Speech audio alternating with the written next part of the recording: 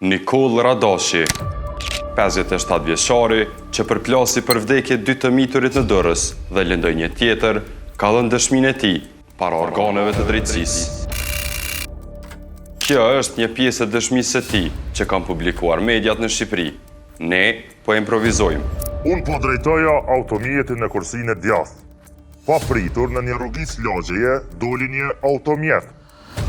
Unë devijova për të shmangur këtë automjet dhe kam përfunduar sipër trotuarit e anës së majtë të rrugës. Pasi hipa mbi trotuar, jam përfshirë në një aksident me disa fëmijë që ndodheshin mbi trotuar. I pandehur, ju pretendoni që një automjet ju ka ndërprer rrugën. A ju kujtohet ndonjë detaj në lidhje me këtë automjet? Për momentin nuk me kujtohet asnjë detaj. A i njeni fëmijët me të cilët jeni përfshirë në aksident? Jo, nuk i njoh. Me çfarë shpejtësie keni qenë në momentin e aksidentit? Unë kam qenë me rreth 30 km/h. Në zbatim të procedurës ju është bërë testi alkoolit. Ka rezultuar 0,73 mg për litër testi i parë dhe 0,70 mg i dyti. Kufiri ligjor është shumë i ulët. A keni konsumuar alkool përpara se të drejtonit automjetin?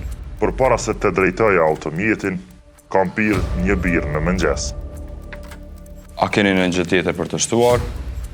Gjë tjetër nuk kam. Këtu janë thënjët e mia, i firmus pa ndonjë vërejtje. Nikol Radashi të martën doli në gjykatë, e gjykata vendosi ta mbajë në burg. Shënjestër.net